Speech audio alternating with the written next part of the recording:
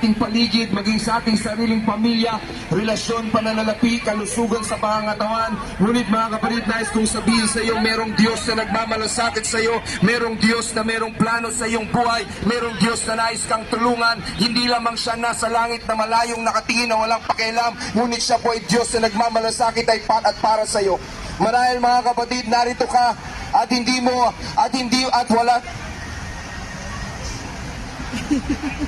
marahil narito ka ngayong hapon, hindi mo akalain na makakapakinig ka ng salita ng Diyos sa lugar na katulad nito. Ngunit mga kapatid, dahil ang Diyos ang may plano sa iyong buhay, sinadya niya na makarating sa iyong salita ng Diyos. Galing ka sa Pilipinas, nakakarinig ka na ng mga pangangaral. Pagdating mo sa Hong Kong, kahit saan ka pumunta, nakakarinig ka pa rin ng pangangaral sapagkat inaabot ka ng Diyos. Marahil nilalayuan mo ang Diyos, umiiwas ka sa Panginoon, ngunit alam mo sa iyong sarili, ikaw ay puno ng bisyo ng kasalanan na maling pag-uugali, at ikaw ay puno ng takot at puno ng problema at suliranin. Naghahanap ka ng kapahingahan. Ang sabi ni Jesus sa Mateo 11:28, lumapit kayo sa akin, kayong napapagal at nabibigat ang lupa, at bibigyan ko kayo ng kapahingahan. Jesus said, come unto me all you that labor and are heavy laden, and I will give you rest. Mga kapatid, ito po'y invitation, ito po'y paanyaya ng Panginoong Jesus sa bawat isa sa atin na nabibigatan at nahihirapang lupa, sapagat ang Diyos ay may dalang kapahingahan sa bawat kaluluwang lumalapit sa Kanya.